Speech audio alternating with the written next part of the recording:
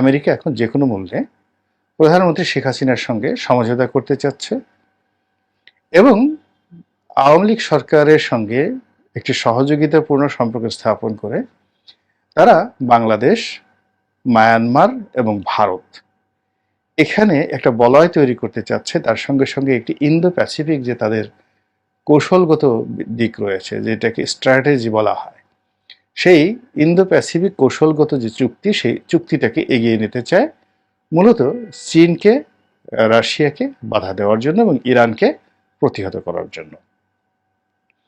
এবং এই কাজ করার জন্য তারা এই অঞ্চলে ভারতকে রীতিমতো নিজেদের মুরব্বী হিসেবে মেনে নিয়েছে, গডফাদার।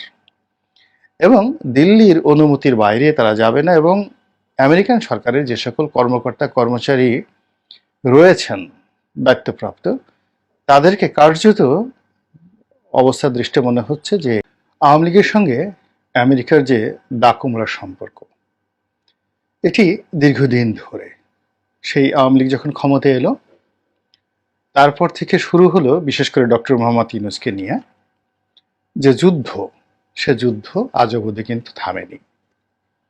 এখন এই যুদ্ধে বাংলাদেশের পক্ষে লড়াই করা সম্ভব নয়। শেখ হাসিনা বিপদে পড়বে, আমেরিকা না পারে এমন কোনো কর্ম নেই, বা আমেরিকা যাকে ধরেছে তাকে গিলে খেয়েছে, হজম করে ফেলেছে, একেবারে শেষ করে দিয়েছে।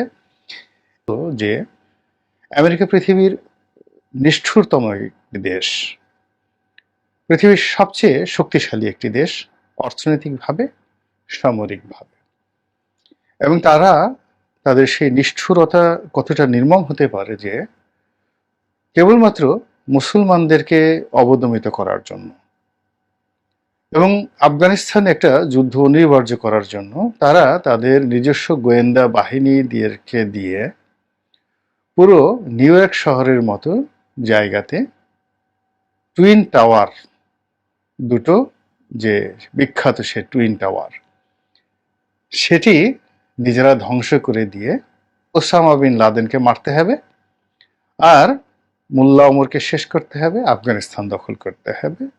এই যে নিষ্ঠুরতম কাজ, এই কাজ আরও যদি আপনারা জানতে চান তাহলে ইরাকের আবু গারিব কারাগারের যে নির্মমতা, কিংবা গোয়ান্তামালা বে নামক তাদের যে একটি বন্দি শিবির আছে, সেখানে যে অমানবিক কর্মকাণ্ড তারা করে, এমনকি তারা তাদের নিজের দেশের সবচেয়ে বিখ্যাত 4 জন প্রেসিডেন্ট, তাদেরকে যেভাবে তারা মেরে ফেলেছে ইতিহাসের নির্মমতা দিয়ে, সেই আব্রাহাম লিঙ্কনের মতো প্রেসিডেন্টকে তারা মেরে ফেলেছেন, জন এফ কেনেডির মতো প্রেসিডেন্টকে তারা মেরে ফেলেছেন। তিনি এমনভাবে মারা গেলেন, বিশ্ব এখন পর্যন্ত জানতে পারেনি কিভাবে মারা গেল। এমনকি জন এফ কেনেডির যে তদন্ত রিপোর্ট, কে তাকে গুলি করলো, কিভাবে করলো, কেন করলো, সারা দুনিয়া এখন পর্যন্ত কিন্তু জানতে পারেনি। তো সে যাই হোক না কেন, এখন বাংলাদেশের সঙ্গে আমেরিকার যে সম্পর্ক, এটি 2010 সন থেকে মারাত্মক অবনতি হতে হতে এসে এটি 2023 সনে এসে একেবারে বিস্ফোরিত হতে চলছিল। অবশ্য যে আজই বোধহয় নিষেধাজ্ঞা এলো বলে, বা আরো মারাত্মক কিছু হয়তো হয়ে যাবে। ফলে নির্বাচন কমিশন থেকে শুরু করে সরকারের যে সকল কর্তা ব্যক্তিরা এই দামি নির্বাচনের ঝুঁকি নিয়েছিলেন, তারা মানে পুরো জানুয়ারি মাসটি ভীষণ রকম একটি অস্বস্তিতে ছিলেন। কিন্তু পররাষ্ট্র দপ্তরের পক্ষ থেকে, আমেরিকা সরকারের পক্ষ থেকে, পিটার ডি হাসের পক্ষ থেকে একটি শব্দ, একটি টু শব্দ উচ্চারণ তো হয়নি, বরং নতুন সরকার যখন তড়িঘড়ি করে শপথ নিল, তখন মিস্টার পিটার ডি হাস ছুটে গেলেন সেখানে, বঙ্গভবনে ছুটে গেলেন, মন্ত্রীদের দপ্তরে ছুটে গেলেন এবং তিনি খুব স্বাভাবিক আচরণ করার চেষ্টা করলেন। আমরা সবাই খুব কনফিউজড হয়ে গেলাম আসলে ঘটনাটা কি হলো, ব্যাপারটা কি।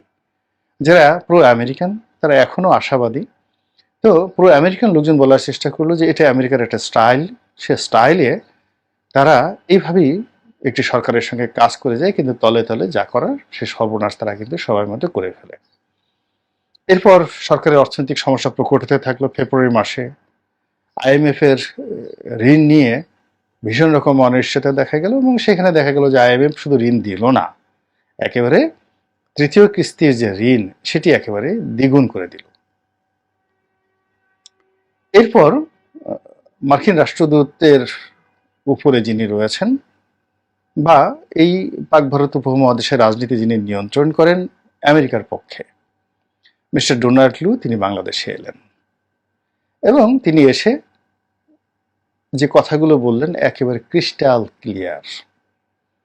তিনি শর্তহীনভাবে আওয়ামী লীগের সঙ্গে বন্ধুত্ব করতে চান।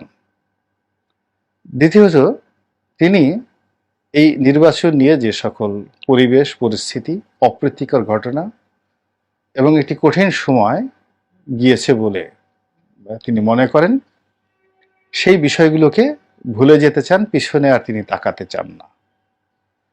তিনি সামনের দিনগুলোতে আমেরিকা আওয়ামী লীগের সঙ্গে একটি ভালো সম্পর্ক স্থাপন করতে চায়, এরকম একটি ব্ল্যাঙ্ক চেক তিনি দিয়ে গেলেন।